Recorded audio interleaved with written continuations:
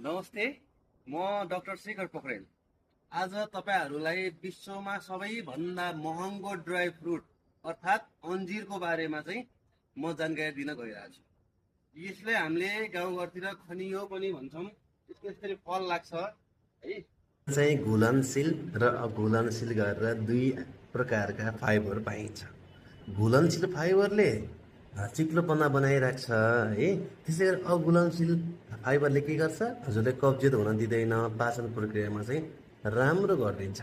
त्यसै गरेर यसमा यो एन्टिअक्सिडेन्ट भएको कारणले गर्दाखेरि, यसमा भिटामिन सी पाएको कारणले गर्दाखेरि छालाको लागि अति नै राम्रो मानिन्छ र यो रगत सफा गर्ने अथवा ब्लड प्युरिफायर पनि हो। त्यसै गरेर पोटासियम र म्याग्नेसियम जस्ता तत्त्वहरूले मुटुलाई बलियो बनाइराख्ने काम पनि गर्छन्, जो अन्जिरमा पाइन्छ है। त्यसै गरी क्याल्सियम, म्याग्नेसियम, फस्फोरसले गर्दाखेरि के गर्छ?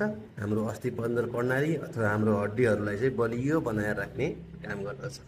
त्यसै गरेर घुल्ने फाइबरले गर्दाखेरि एलडिएल कोलेस्ट्रोलको लागि अति नै राम्रो मानिन्छ है।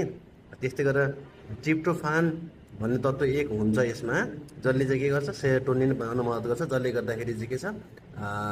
मानसिक समस्याहरूलाई चाहिँ दूर गर्ने गर्दछ।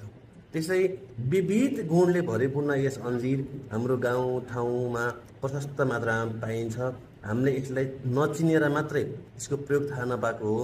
तसर्थ यसलाई चाहिँ ल्याएर त्यो सल्लाह गरेर कुन हिसाबले खाने प्रोसेसिङ कुराहरू म पनि नेक्स्ट भिडियोमा बनाउँछु।